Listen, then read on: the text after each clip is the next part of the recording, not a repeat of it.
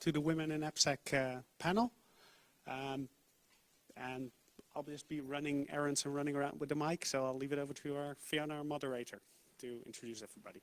Hi, thanks all for coming today. So yeah, my name is Fiona Collins. I've been with OWASP for 8 years.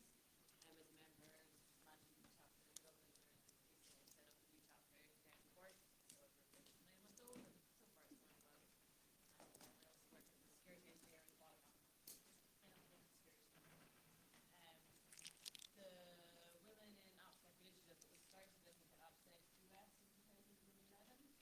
So it went pretty well then, and the aim of it really is just to encourage younger or women, even women that are studying IT, to maybe take steps to take a career into AppSec, just to make it seem as an accessible career to them, and that it's something they can do, but there are kind of other women out there doing it, so make people aware of what subjects they need to study, so, and also maybe making it up younger girls in school, at school level, so they can study the subjects they need to actually go into an IT degree.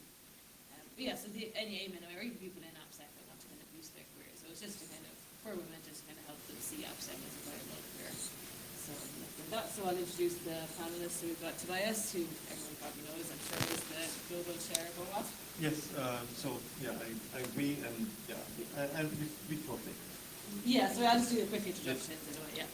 And Jaya is a CISO for KPN, the Dutch Telecom, so yeah, it's great to see if there are women CISOs out there, so you all are role models.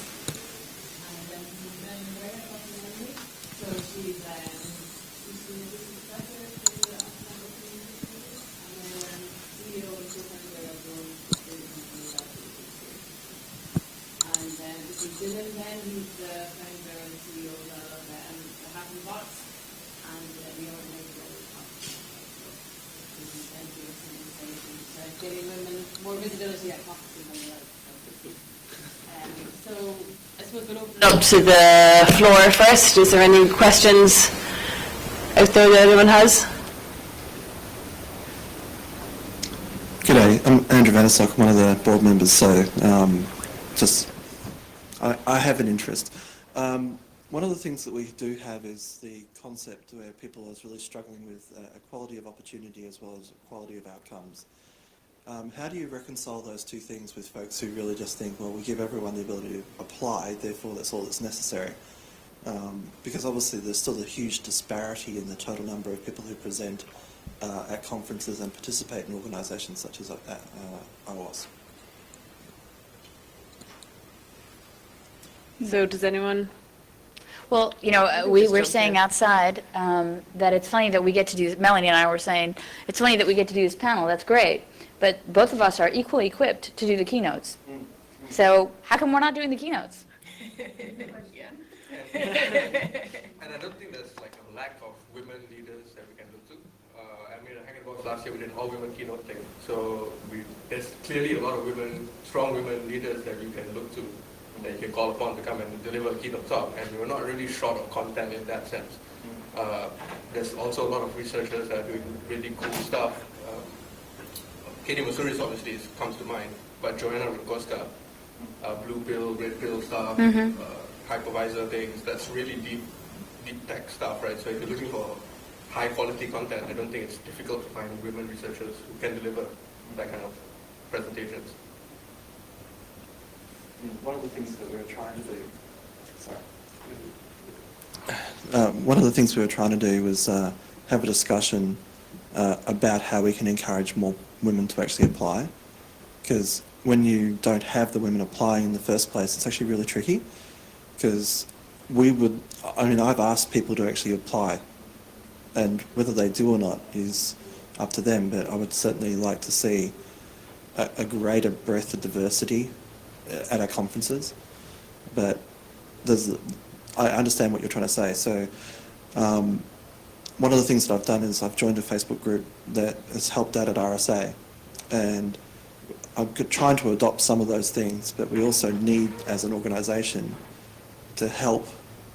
I was sort of looking for some guidance on how best do we approach this. Do we actually deliberately invite certain numbers of people to talk? What do we do? I think that could be a good starting point because it helps to have other women also speaking to encourage other women to apply. It tends to be that way because they say, oh, okay, cool, like another woman is also doing a keynote or also speaking at the conference, and it tends to draw in like-minded individuals. You could also have your own separate track if you wanted to. You could organize a Women in AppSec track specifically. I think, Look, I think that that's actually an extremely bad idea because, I mean, I think there's enough, well, forums, listen to me, there's enough fora here that, look, I mean, Jaya and I right now are, agreeing to be on this panel, but you have to realize for us, this is sort of like, yay, our chromosomes, I mean, but the thing is, we can come here and actually talk about technical topics, which I would have been extremely happy to had I been invited to. And I don't mean this as any, disrespect to OWASP, of course, because I'm glad at least that they invited us to do this, but perhaps next year, we'd be happy to provide some technical content, and I think at the end of the day, that anyway earns us a lot more respect than just things like that. And I think, to be fair, you're right. You got to be submitting talks in order to get invited to them. But on the keynotes, you guys have a couple of male keynotes on all the things. And if you really wanted to have that gender diversity, which I don't think is actually the qualification that either Melanie and I are proud to advertise, just a very personal note, I work for KPN, which is the telco, and they wanted to recognize me, not KPN, but some awards committee, for being the multi-ethnic female Woman of the Year. And I thought, why bother to give me an award for two things that I have nothing to do with? I have no control over those things. I can't change them even if I wanted to. And it's through no effort of my own that I've managed to be either multi-ethnic or a woman. So if you would actually, if you actually took a look at the work that I'm trying to do, or the things that I'm trying to change on the internet, or in security, or my call to have, secure post-quantum cryptographic ciphers, take a look at that stuff, and then let me talk about that, and figure out how to do that well, rather than really promoting my womanness, which is nice to know, but, Okay. So here's what I'm hearing, and just and help fix what's in my brain right now. I'm hearing, look, we don't want any special treatment as women. I just happen to have this chromosome. It shouldn't matter. But on the other side, it's like, well, we should get some additional invitations at the keynote level, specific for women, to have more diversity.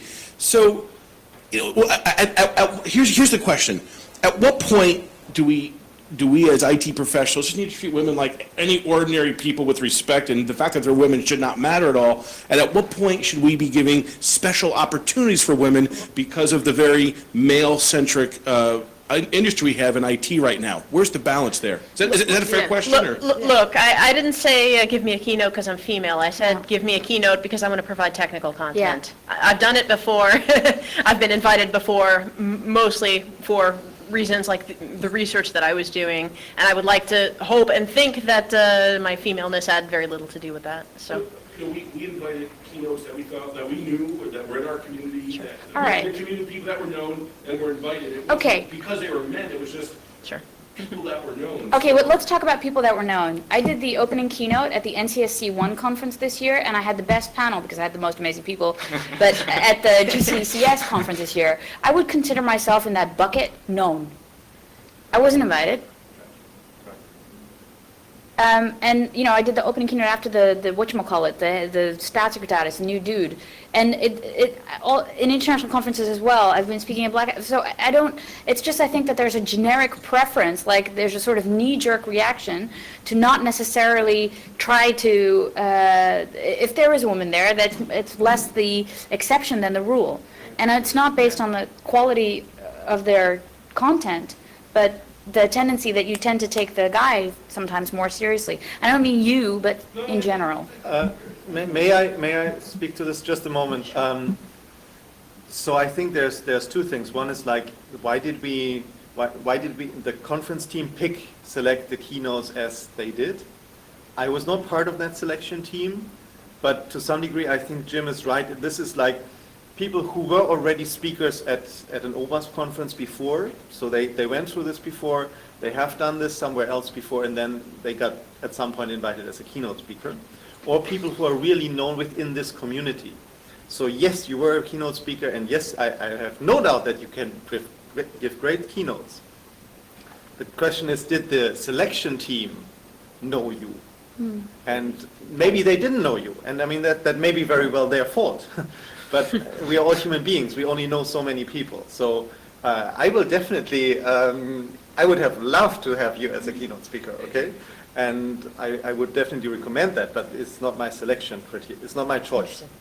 And maybe if you want to be a future keynote speaker, you can actually also submit a technical talk. Yes, fair And enough. that would be very, very welcome. And we want to have more women submit technical talks, so we can select more. So I think I mean- that's the problem. How do we Fair get more enough. women to submit to CFPs, right? And how do we Yes. get more women Yeah. to That submit would be wonderful. content? Yeah. No, I think that's a very fair thing, and I think you're right. If women really want to do this, we actually should submit. And to be fair, Yeah. Well, I mean, I have given probably like 4 talks in the last, month and a half anyway at other places. So, I mean, it could very well be that I omitted, Yeah. it just completely missed my attention Yeah. to submit here, but, that happens. I don't mind. There's a talk on post-quantum crypto. I would have highly selected that, and I would have rushed to go. all right, so the next one, the next OWASP thingy, you got it, all right? I'll submit or whatever I need to do, hoops, post-quantum crypto. I will send you the CFP, okay? Okay, yeah, there we go. I think too that women that are perhaps on the frontier or something, very hard to be known when you're on the frontier, unless, and very often there is where the barriers can be. Because, you're talking about a new paradigm or a new innovation that's really not known well, but's important. And being able to be heard for doing that is terribly difficult. So maybe, and if you don't come out of some kind of an industry that has standing already, I mean, you're really trying to do something systemic and fundamental, very hard to be heard. And this is true in the U.S. and around the world, as far as I know. So it starts early, and if you think differently, and sometimes women do, it's very hard to get into the stream. And I applied to the U.S. AppSec to talk, and I just heard yesterday, I think, that it's been decided how it's going to work, do you know? The one in San Francisco? I'm not sure. You're out of that, but I've never heard back, so, yeah, so I don't know how it's going to work, but anyway, and I think, looking for those entrepreneurs, developers that are doing unusual things, not because they come from a big company necessarily, although nothing wrong with that, but, so, just a point. So maybe, the selection of keynotes, at least at OWASP, is purely on content, and we try to take out company affiliation, all this stuff we actually try to ignore quite consciously. I mean, it's kind of weird to say something you ignore it consciously, but so we try to focus only on content, and the review is purely on the content of the talks. Will you take another question there? Should we add a component that we should prefer women? Yes, that's. That would be a question I would like to ask you. I mean, would you say at this point women are underrepresented and we should make it an additional criteria? If you're female, you get like 1 extra point in the selection criteria. Would you want that? I mean, 1 of 10. Just mixing it up, it's good to have. But you need to have a balance, but Yeah, but would you want that? Look, you want to balance technical quality with some amount of Yes. diversity. Yes. And I mean, anyway, there's probably a natural bias oftentimes to select people out one's own social circles. Yes. People that you already know. Yes. Yeah, exactly. Yes. And It should be a so it probably isn't even necessarily a preference, but it's just trying to ensure that you have that right so do the women mix kind of of need diversity, to... which I think anyway staff anyway attempt to do also with regards to different subjects being represented in different areas and different streams of research. So why not also, assuring the diversity also? I mean, there's also an issue here probably of people of color as well. I mean, this is true around the world, so it's nothing unique with OWASP, but which is very open, I think, and has a good spirit. But I think getting this diversity is a constant challenge around the world, and it does make it better. actually, Yes. to have these different points of view. There's a question down the back there, I And think, here. trying to get in. And the lady. Yeah. Don't ignore the lady. Oh, well, I think he had been trying to answer for a few minutes Okay. already, so. No, I saw her as well, Sorry. so, yeah. So I'm trying to, I basically have two questions, and I'm trying to combine them, but I don't think I can. I help run a couple conferences, and in one of them, we have completely double-blind. We have no idea who submitted it, where they're from. And we tend to have a very high ratio of female speakers, and we tend to be applauded for having more diversity. It's not deliberate, which actually provoked retaliation from some groups saying we had a quota system. Then, on the other hand, I was running another track where my track chair required 50% of the speakers to be women, and we didn't have very many submissions, and we were criticized for that. And I genuinely, especially somebody who wants to see more total diversity, not just gender diversity, I struggle with well-intended people finding the right ways to do it without provoking retaliation or response. So that's one half of it. And it might be that we need an intermediary plan versus when we get it right, it'll look like Right. this plan. I think one of the reasons that conference gets more submissions is because it's perceived to be a safer, more inviting place. So it perpetuates that. We also, made a mistake this year, so I'm just being very honest. We tried to get rid of booth babes at RSA. We successfully got rid of booth babes. We convinced RSA to change that. But whoever made the pin phrased it in such a way that it was exclusive to, it was just men and women. It wasn't about multinational. It wasn't about multi-identity. So It was basically a dress code. it was essentially a dress code for professionalism, yeah. Telling women what they can and Yeah, yeah. cannot wear at a conference. So- So there's a yeah. whole other side, like, how dare you do that? Yeah. So what I'm trying to get at is there's a large group of people who genuinely want to fix some of these problems, who struggle to figure out how to do so. And it might be that the appropriate intermediary steps may be different than the future steps. So that's one half of my question. Take it if you like it. The other half is, are there initiatives or voices that are making it better, or are there initiatives or voices that are making it worse? So they're kind of related. But what it's having is a chilling effect. So every time I'm seeing someone try to do something intelligent, even if it's malformed, they're almost punished for trying. So I think this helps, it has a chilling effect on making progress. Like, I'm very close with Katie Mazur. She's one of the leaders in the cavalry. She gets very frustrated when someone puts her on a top 10 women list because she's just an amazing researcher in Yep. person, period. Yeah. And she just wants to be on a top something list, not a top women list. So which attributes of things you have seen help the situation and which attributes hurt the situation? I know there's a lot of stuff in my two questions, but. Those were two very big questions. So if I could just get a part of that, it's more of a comment rather than an answer to your question. But I do think we tend to kind of go far off the mark when we're trying to talk about like these kinds of issues, and that dress code thing really is quite compelling because there's this. I want to tell you an anecdote. It was at Hack in the Box. One of my two guys that work for me in my team. We're doing a presentation on how to hack mobile networks using specific GRX components. And I reviewed their slides, and at the end of their slide, they had this one picture of Q&A, and I tried to make their entire slide set a bit better. And so I said, no, you got to change this slide. This is a bloody boring slide. It doesn't add anything. Can't you give me like something cute or make it nicer? And so I gave them a picture of a woman with her glasses being like this, saying questions, and it might be interpreted as some as like overly sexy or whatever, but I gave them the bloody picture. And there was a woman in the audience that said, I find this very sexist that you do this in your Q&A. That is not necessary. And maybe she was wearing a bikini, I'm not sure. But if that was the case, whatever the case was, I gave them the picture. I did that. And the woman was like, I really don't appreciate this treatment of women, and blah, blah, blah. And I don't know exactly what she said, but she was very frumpy about the way that she said it, not how she looked. And so I tried to make the point. I did that.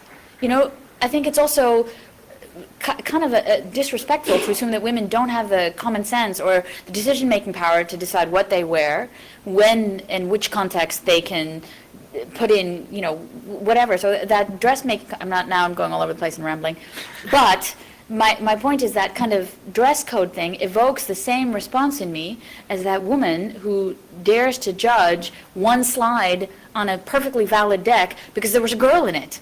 You know, that I find that we really have a knee-jerk response to the radically frumpy.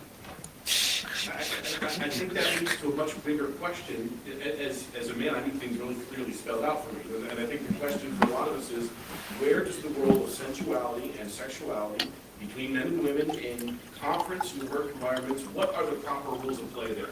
I know when I'm working in an engineering group of just men, those rules are pretty relaxed. And the things that we say amongst each other, that in just a group of men working, are often very inappropriate things when a woman joins that group, changing the dynamics dramatically. Yeah. And so that's the heart of the issue that I think is very, very harmful in women joining male-centric IT groups. How do we get this right as men? And I don't think we're doing that right now. Do you think changing the dynamics is a good thing or a bad thing? In my view, that's a really good question. I gotta be honest. Listen to the honesty. This is my personal answer. You know what? Here's I'm gonna give you a different answer. It's a challenging, difficult thing. Without giving it a positive or negative things, especially young men out of college for the first time who are very often IT, introverted, socially awkward, it is an incredibly difficult thing. Because a lot of my peers in these groups, just talking to a woman is incredibly difficult. Yeah. This guy's like 22 years old, fresh out of school, got a 6-figure job. He's now dating and for the first time in his life. It's not that, it's just relating to a woman in general is very difficult for many people in IT.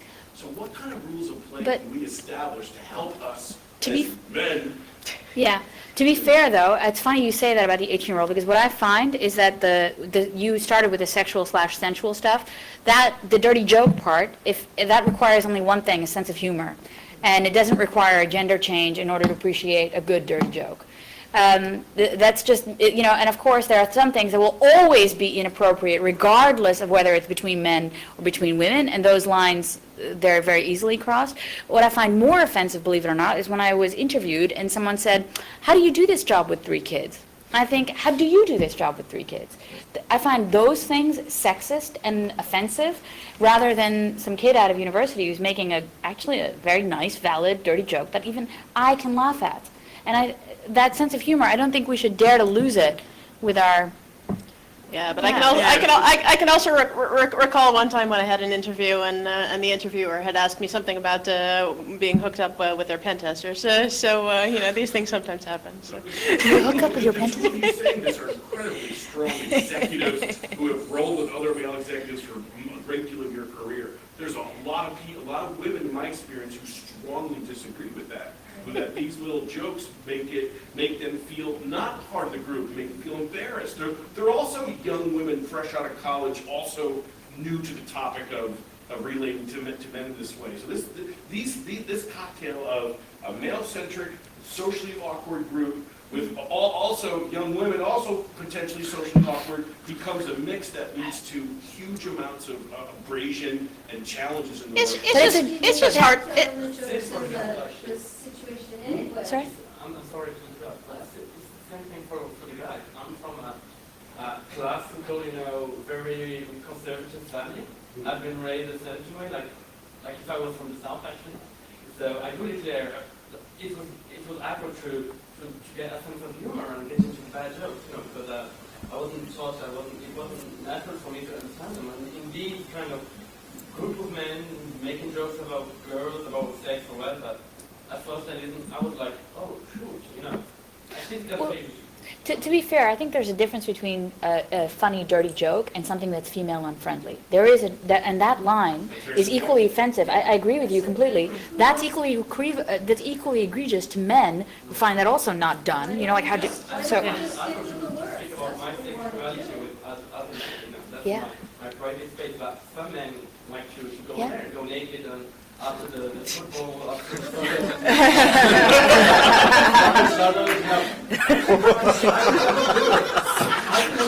Now we are drifting. Very good. Yes. Yeah. Viril, c'est bien. Just being a geek, no. I know. Yeah. So what's your question? So, first of all, being the only female in a team of 20 security engineers, there are two things I would like to say. One, I agree with you on the standpoint of I don't think that it's a difference of I don't have the same sense of humor as that, because a lot of times I get along with them, we joke about things, and it's a good working relationship, both socially as well as from a work standpoint. But there are times when it crosses the line, and I actually have management that calls that out. So my manager would, call out a person if they cross the line or said something that is just not cool. So I've definitely had issues at work where that has happened, where I'm like, I can't believe you would say that, not because I don't have a sense of humor, but because what you said is deeply offensive to just all females. Right, and that's my point, that there are two categories, and those things, so it has nothing to do with a woman in the group of 20 men. It has to do with those- From that standpoint, what needs to be done is, at that point, to me, what helps is if a coworker of mine, a male coworker of mine, or my manager calls that out. So Yeah. I don't feel like Yeah. the only person who's offended by this. Yeah. So to your question, what you said, what can you do? That's probably what you can do, call it out. Or don't participate, yeah. Yeah. There's stalking, there's things that progress from these things that may seem innocent when you're telling jokes, but they have sometimes violent overtones and other things. It's just, why do we do the work? We're not there necessarily to have a joke and a party, and that doesn't mean you gotta be super serious, but why don't we just do the work? And this is the point I'm trying to make, that I see a lot in Silicon Valley, you have a group of men very often starting a company or doing some kind of IT endeavor, and then a wonderful woman joins that group, and the dynamic radically changes. And it's often not something that's a dynamic that's uniting, it's a dynamic that's dividing. So what's the choice for a young woman? To accept the jokes and be part of the team, or to speak up and say something and then be looked at negatively for speaking up and saying Look, I think that depends on the woman. Yeah, I think so, Because too. also, I mean, some women are actually quite comfortable being one of the guys, and Yeah. and others are not, and Yeah. you just have to go with what your personality is. Yeah. So these rules of play are not static, they're dynamic based on the team. So maybe. Also based on the person, the Respect for the other person, this isn't rocket science. No. This is fairly straightforward. Just with deep respect for who you're talking to. That's culturally sensitive, though, in my experience. Somewhat, but there should be a certain dignity to it. But apart from all this issue, I have also seen that there are certain cases where women or the female employees are paid less than That the sucks. male, But can male I just employees say- because they are considered, Yeah. she is a woman. Yeah. So, her that's husband might also- be earning as well. So it doesn't make sense because you are working at that very point of time and you are also doing your job. Nobody is helping you there. Well, You're equal- delivering your work. Oh, So sorry, I keep thinking you're that finished. sucks. I apologize for interrupting you. I kept thinking you were done with your comment. So I agree with you, but I think that also sometimes, and I'm not saying that it's in general, but I think that women really need to stand up for themselves when it comes to equal work, equal pay, and also understand their own value. And even I find it very difficult to be like, that's it, we have to talk about my salary. And I can joke about it, but I can't necessarily, when those moments come, do that well. I think, and I notice that among my other women colleagues, we have a harder time demanding what we deserve when it's not being presented automatically. Actually getting that and feeling that, yep, that's it. And also understanding that that is equally what you deserve. And we tend to be much more conservative in that in general, as a general rule. This doesn't apply to everybody, but yeah, I think we also need to be a bit more. But I think the companies are, programmed like that the male employees are, if you come to the HR discussion, they will start with, Well, it's illegal. They shouldn't be, but payment slabs. Yeah, it shouldn't be that way. It's technically illegal because you're supposed to, at least in the company that I work for, there's very good secondary benefits and they're all clear. If you do this job, this is your salary, period. No exceptions. Yep. So. That kind of pay structure is very limiting in especially startup and IT. Agreed. It's really hard to get engineers. And even once you're given a salary as an engineer, when you don't get a raise unless you go and say, give me a raise or I'm out of there. That's how you get a raise. And that's a very assertive, male-centric activity, I dare say. So Why do you say male-centric? it's because it's aggression, and aggression, it's a very aggressive thing. You do this for me, or I'm out of here. Yeah, but why is that male-centric? That might be an inappropriate gender label. But Right. I put it in a more aggressive category, and in my mind, labels. I mean, I honestly, I think it's probably hard for men to do that too. I mean, I think it's hard for anybody to be assertive in that way when the time comes, so. I think maybe there's this, I mean, this is a perception thing. So of course it's hard for men too. The one problem is the perception of society of a person doing this. And if a man does this, people sometimes see, oh, this is a strong man. And he's aggressive and he goes for his goals. But if a woman does this, some people may think, oh, she's overly aggressive and why does she not why is she not a team player? So I've seen this discussion. I mean, I would never agree with that perception, but I've seen this discussion sometimes that society perceives us based on the role we have due to our gender. And it's oversimplifying, it's wrong, no question. It is, but it's the situation we face sometimes. I agree. I don't know, for me, if I see a woman doing that, I think, wow, about time. Yeah.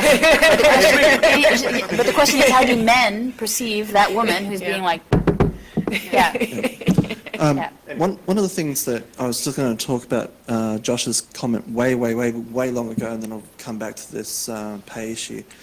I've worked in large organisations which had very strong commitment to women in IT, and when I had staff who basically said, I don't want to work with so-and-so because she's a woman, I just said, well, I have to train everybody. I'm going to train everybody. If you don't want to be a part of my team, you're out. At the end of the day, we should never, ever blame the woman for the negative reactions of some men, which is the thing that Josh was saying. You get hurt for having a quota system or whatever, and it's like racism. You basically have to call it out. You have to say that is not okay. We're not going to respond to that. We're going to do this. And to my mind, that also comes back to the pay equality thing. In Australia, we have a thing where people don't talk about pay, and this is actually established where women don't know what their male colleagues are being paid, so they don't know what to ask for.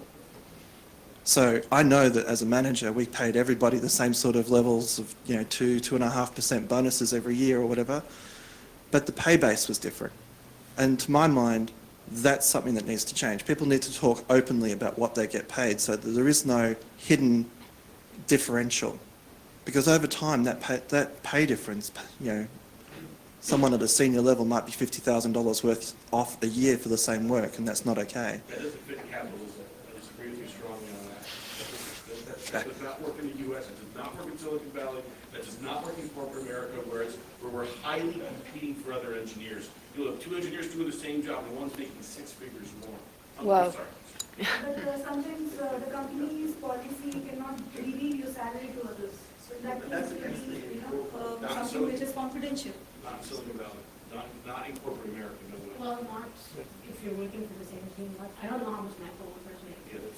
But definitely there is the thing where when I was taking my first job out of college, my male counterparts at school had to tell me to go negotiate for it because I was like, actually I'm happy with that. They're like, well, that's probably the same first offer they gave everybody, but 2 other people from our class who are joining the same team probably negotiated for their first offer, so you have to go and do that. But you gotta fight for your But money. for me, I was like, well, I'm happy with the offer that you made me, so I didn't see a reason to ask for more because I was like, I can't believe you want to hire me and it's a great team, and you're, that's kind of like the number I was thinking of. But if no one would have told me that actually there's more room and you should ask for it, because why not? Because everyone else is going to, and that's going to govern how much you. And if there's more room, maybe they should just give everyone the maximum they can give. Why? Yeah. We've got another. Yeah, there's 2 more. Oh. American capitalism is necessarily the best model for innovation. I don't think you have to throw hands down or hands up. Most global IT innovations coming out of America and coming out of Silicon Valley right now. This is But fact. there's another kind of innovation that's trying to. But by the way, I disagree with that statement. I think there's an awful lot of really great stuff, for example, coming out of Europe that I think in many ways rivals what's coming out of the Valley. I agree. I'm just saying financially, where venture capital's flowing, Yeah. where financial money's flowing, it's flowing. I think, that is a factual thing. At the moment, where the money is also where the most innovation is, and it is still there. Sorry? Have you guys seen where you've had female employees not negotiate for a job offer? I didn't do it. It's not a Let me be female very thing, clear, though. like, I mean, when I first got this opportunity at KPN, the way that I got this job, and I'll be really open about it, I got called, I had just had a third child, so I wasn't planning on changing anything in my life, I was working at Verizon, and so I got called from a headhunting company called Aegon Zender, and I said, well, thanks, but no thanks. It's too complex, I've got a job already, I'm gonna go back to it, I know it, I've done it, it's good, and KPN was just hacked. So I knew that whatever the hell I was getting into was gonna be a big pile of poo and stinky. So that meant a lot of, and I already had a child, and I knew that from the other two, that meant lots of months of no sleep. So how was I going to do a new job, new baby, no sleep, and lots of, work in a very big company of 20,000 people? So I first said no, but then they called me back and they said, you're right. You're probably not the right person for the job. It's a very political environment. It's really difficult. You're a very senior level person. So then it wasn't the money. It was the fact that someone told me that I couldn't do it. You answered very well and knew what to do first. So the point is that when they got me the actual salary offer, I couldn't even be bothered to look at it. I signed it right away because I wanted to do the challenge that they thought I couldn't do. And we're now 3 years after I took the job, and KPN is recognized. In fact, in the last strategy session, our CEO said, "Now we have the internal security on order." To all of our stakeholders, everything else, and this is, Dhillon, I hate to kind of toot own horn thing, but what do you think of KPN when you think of KPN and security? I think you guys are doing a good job. I mean, so far, at least with the black phone stuff and, the data security at rest and stuff, I mean, you have made a difference, so. And our hacking team is really good. We just competed in the DEF CON, we came out of nowhere, okay? We had no team. And in the DEF CON qualifiers, with 800 teams, we came in the top 30. Well done. We've only got a couple of minutes left. I think this is 2 more questions, so we'll try and get them. Like going back to Josh's question, I think like in terms of say women in AppSec and what OWASP can do, what are sort of actionable items that you would like to see happening? Because we talk about conferences and that women are not picked. Would creating or in sort of helping women to be in the selection committee be something that is, sort of possible to do at, at the organizing committee? Like, what other actions we could do? I think blind CFP is a great idea. Yeah, I think that point that you made, that was excellent. And double blind, that encourages a lot of female entrants, that's excellent. Okay. I think one, and somewhat slightly self-serving here, but I think going innovations in reducing poverty or innovations in governance and democratic structures, innovations in whole aspects of life that are being addressed through IT in the way that they need to be, citizens' rights, voting, and all of that. Not just because a lot of these industries have a lot of inherent challenges themselves in terms of privacy, in terms of distributions.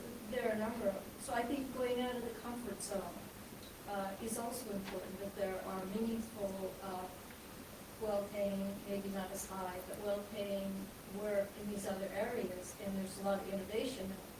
And I think that's one thing that doesn't all have to be from this high-end corporate or even academic establishment academia. More hackers that are doing innovation with the homeless. Societal changes, basically, New languages, for example. Yeah. I think the guys from RockSec, Random Hacks of Kindness, they have hackathons for societal change and stuff. Cool. They seem to have a lot of female participants that participate in that hackathon as well. I think you'll find a lot of energy and innovation, but also in setting up businesses that are operating under different principles. And these need to be foregrounded, because I think more and more the corporate model is just one model. And now individuals can be as most entrepreneurs that are single individuals are women. Did you know what Melanie's doing at Radically Open Security? I don't, I'd love to. Because she's just pretty much embodies everything you just said. That's it, yeah. We can talk afterwards. Maybe. There was, Okay, go on, there's a question in the back. down at the back. I'll just rally to Joshua again, and gonna ask you, what can we do? I want to talk more about means, because the blind CFP it's a good idea, but the problem I see from my point of view is that there are few women actually in AppSec in general. In OWASP I've seen maybe really 4 or 5 ladies. They're probably all in this room. Not today, I'm not talking about today, but yesterday, women I've exchanged with, so yesterday it was really one girl with whom I talked about technical stuff, or 2 there was. But, so the problem, it's from a statistic point of view, and I'm really a statistic oddity, I'm multicultural, I'm multi-religious, I'm not an engineer. So when I looked for a job, that was really statistically impossible. But let's talk about statistic. If we do picking blindly, you won't have as many chances to get a full board of men or a full board of women. Getting back to the fact that we are in security, back in the days when we were all chatting without avatars and Facebooks and LinkedIn and selfies and etc. We were just pseudos, we were just nicknames, and nobody cared, and we'd work. So I know that there are many ladies, many men in world with good technical capabilities. So if they submit to OWASP and by chance and some crazy oddities, only men get pick up. Will it not feel awkward? Is not the quota system here good?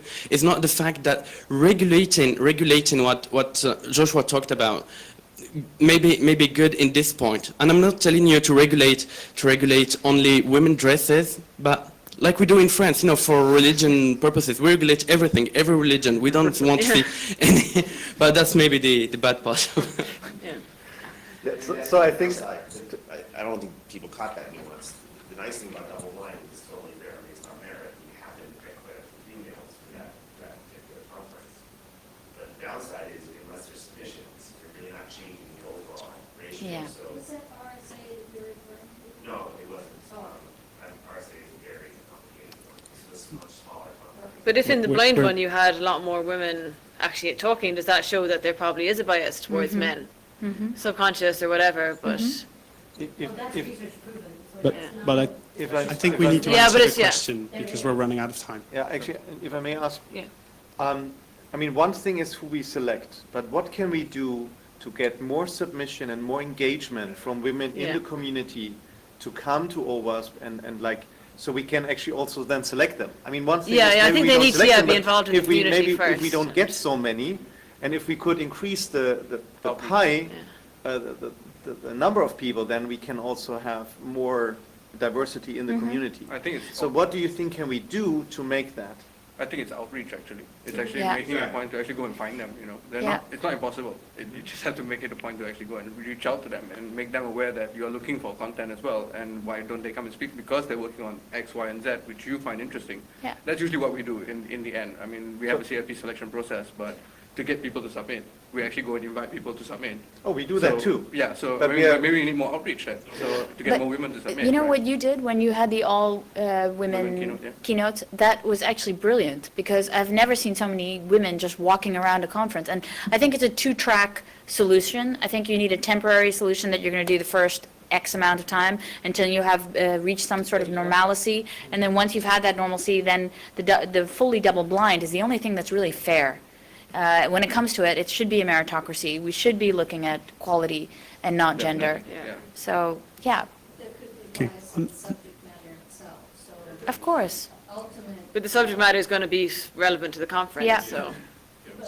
So on that bombshell, we're running out of time on this track. I'm happy to let it run on, but for those people that want to go to lunch, it is being served. And if you walk out, please remember to put in a green or a red card in the box. If you guys want to continue this discussion, I'm fine. The room is available for the next. And just one more last comment then. Your question about the selection committee influencing, that is a very easy outreach. And that will ensure that at least for that part, that those, yeah. We only need to sort of facilitate that. And then, yeah, there's more women just getting involved then at an organization level, and they might start doing other things and just encourage other people. Just on a closing note, I wanted to point out the majority of operations in OWASP is actually also female. So it's not like we would like discriminate against that. Actually, we very much want to encourage that. And that's also the reason why we have this panel, because we feel this is really important and we want to increase the diversity of our community in gender and in other dimensions as well. So this is really very close to our heart, and we just need to know what we can do. We need to learn from you. Sorry. That's really good. That's really good. Okay, I think this panel needs an applause for moderating a difficult topic. Thank you. Yes, thank you for coming, and thanks to the audience as well. We wouldn't have had the good discussion without you, so, and thanks for you all taking the time to come here. And the organisers as well for making the conference available. Thanks. Thank you. Thank you. Thank you very much. Very good comments. Yeah, but sorry if I ran.